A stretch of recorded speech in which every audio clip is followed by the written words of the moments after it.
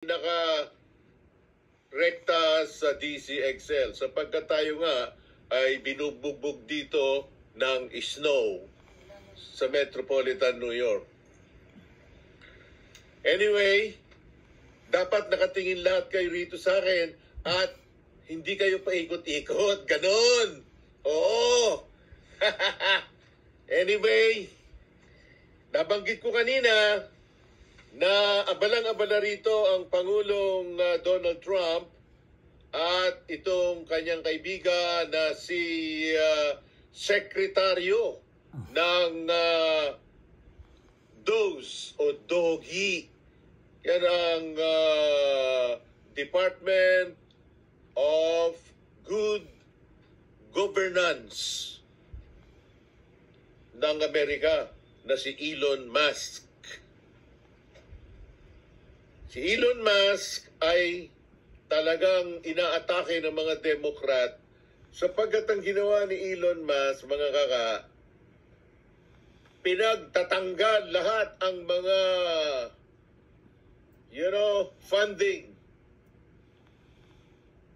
na billions and billions of dollars, lalo na ang USAID, United States Aid for International Development or mga ahensya. Tinamaan lahat, ang lahat ng bansa na tumatanggap ng tulong buhat sa Amerika. Okay ba, Ms. Cindy Gonzales? Ngayon, pakinggan natin kung paano ang sistema nito at mismong ang Pangulo ng Amerika ang magpaliwanag kung bakit nila ginawa ito. Ano ang suliranin nila dito sa USAID? Tignan natin. And by the way, hundreds, thousands of transactions like that. You know, we have a big team. And for the sake of the country, I hope that the person that's in charge and the other people that report to me that are in charge are allowed to do the right thing. Namely, make sure everything's honest, legitimate, and competent. But we're looking at just, when you look at USAID, that's one. We're going to look at the military. We're going to look at education. They're much bigger areas. But the USAID is really corrupt. I'll tell you, it's corrupt. It's incompetent, and they're really corrupt. And I can't imagine a judge saying, well, it may be corrupt, but you don't have the right. You got elected to look over the country and to, as we say, make America great again, but you don't have the right to go and look and see whether or not things are right that they're paying or that things are honest that they're paying. And nobody can even believe this. Other people, law professors, they've been saying, how can you take that person's right away? He's supposed to be running the country, but we're not allowed to look at who they're paying it to and what they're paying. We have massive amounts of fraud that we caught. I think we probably caught way over a lot of billions of dollars already in, 2 weeks? Yes. And it's going to go to numbers that you're not going to believe. And much, as I said, much is incompetence and much is dishonesty. We have to catch it. And the only way we're going to catch it is to look for it. And if a judge is going to say you're not allowed to look for it, that's pretty sad for our country. I don't understand how it could even work. What we're trying to do is reduce government. We have too many people. We have office space. It's occupied by 4%. Nobody's showing up to work because they were told not to. And then Biden gave them a 5-year pass, some of them, 48,000 of them, gave them a 5-year pass, that for 5 years you don't have to show up to work. And let me tell you, this is largely, much of this stuff is because of Biden. He allowed this country, what he did on our border. What he did on our border is almost not as bad as what he did with all of these contracts that have come out.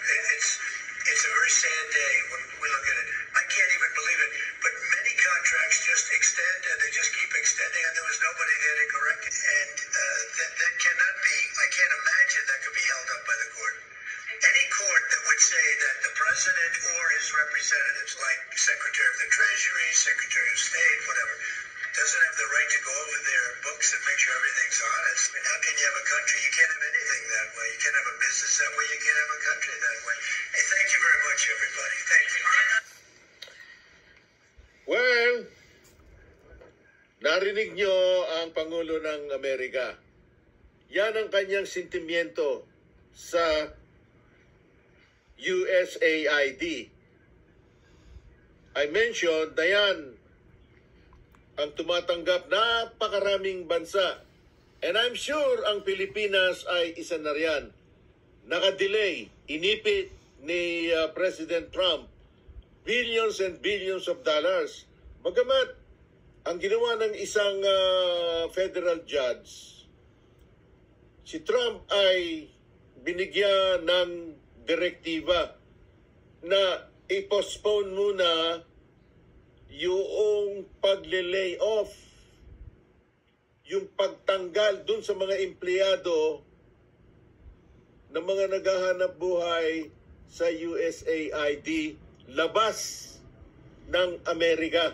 Meaning na yung mga empleyado worldwide na humigit kumulang daw 300,000, isipin niyo yun, mawawalan lahat yun muna ng hanap buhay. Lalo na pagka naging final ang apila nitong si Donald Trump sa federal judge. Hindi rin namin maintindihan kung bakit ginawa yon. Sapagkat ako, alam nyo, malapit sa puso ko ang USAID. Gawa ng, nung mga nakakaraang panahon, bago ako tumungo rito sa Amerika, ang aking ginang, ang project manager ng USAID sa Pilipinas. That's right. Maayos ang papapatakbo nun in the late 70s. Sila nagbibigay doon ng mga, pondo sa mga ospital para magamit sa mga mahihirap na Pilipino. Okay? Nakakasama pa nga ako sa mga biyahe eh. Pero ngayon, ang sinasabi nitong si Elon Musk, na-discover nila nitong nakaraang administrasyon, billions and billions of dollars, hindi maipaliwanag kung kani-kaninong bansa ibinigay at kung paano ginamit. Kaya, kumilos ang Pangulo ng Amerika.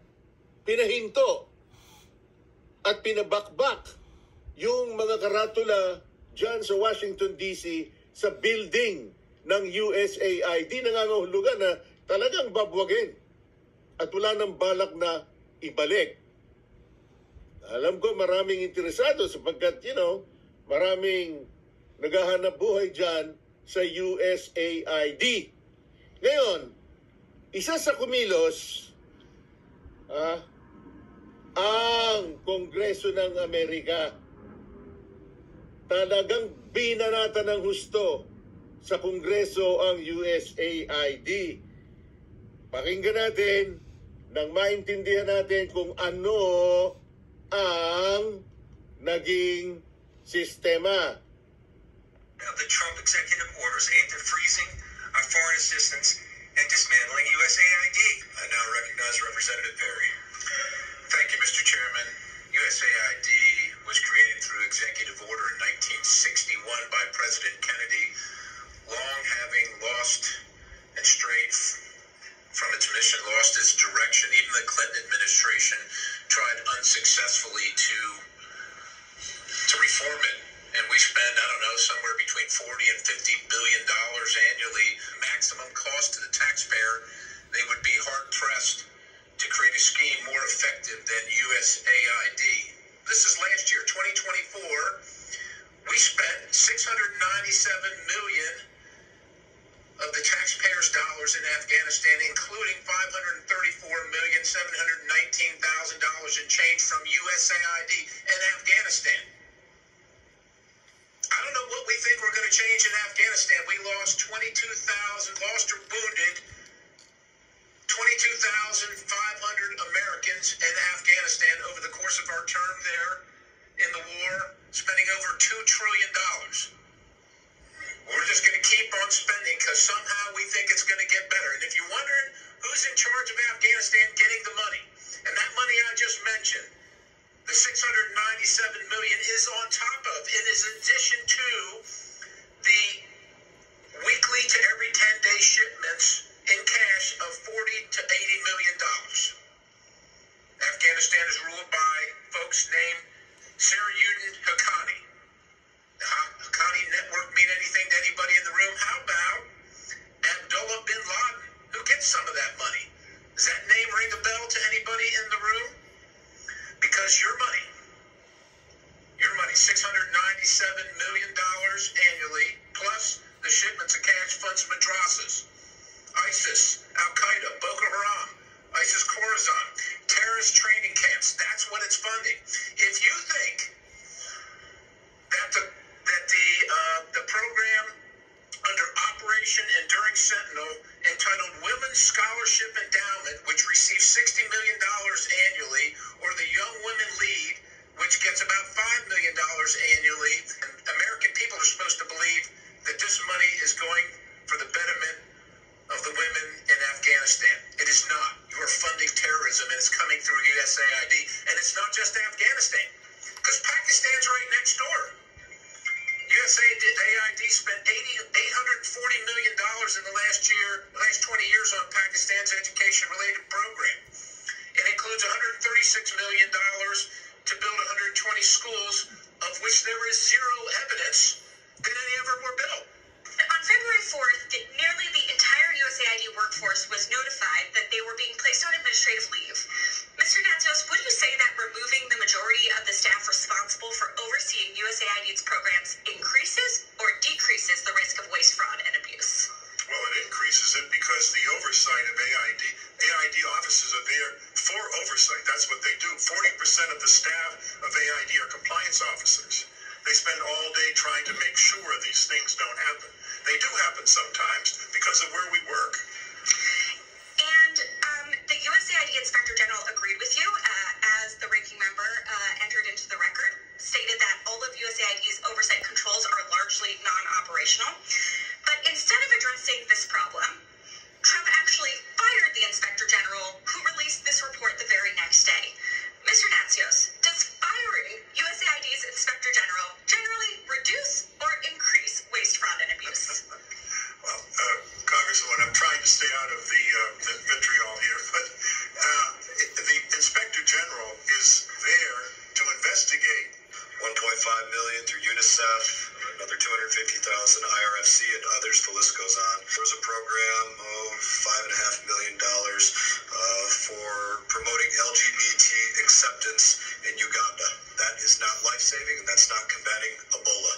Gentleman from Tennessee, Mr. Green, is now recognized. Thank you, Chairman Madison. And this hearing is just beginning. The corruption going on behind USAID's doors has been a wake-up call. Under the guise of foreign aid, USAID has been an unapologetic front for a far-left agenda. It has become self-evident. Millions to teach Moroccans how to make pottery? The Moroccans were making pottery before we were a country. I'd like to remind the committee that President Kennedy unilaterally created USAID through an executive order in 1961. Yet the President Trump, orders a momentary pause after winning a mandate for reform, and Democrats cry, constitutional crisis. This is after 4 years of reckless spending. The generosity of Americans and the blessing of giving aid to others has always been one of our most valuable tools for diplomacy. The American people have a proud history of championing aid to our fellow man, but lawless bureaucrats have poisoned that goodwill. Many USAID programs are wasteful and actively sabotage our diplomatic relationships by forcing woke ideology on our partner. Firing those involved is just a start. We have a long way to go.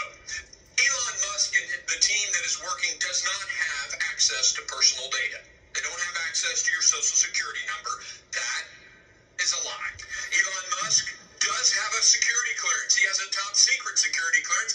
By God, he makes the rockets for NASA. But the suggestion that he somehow can't be trusted to dig into how we're spending our money is nothing but a smokescreen to hide the corruption and the wasteful spending that has occurred there.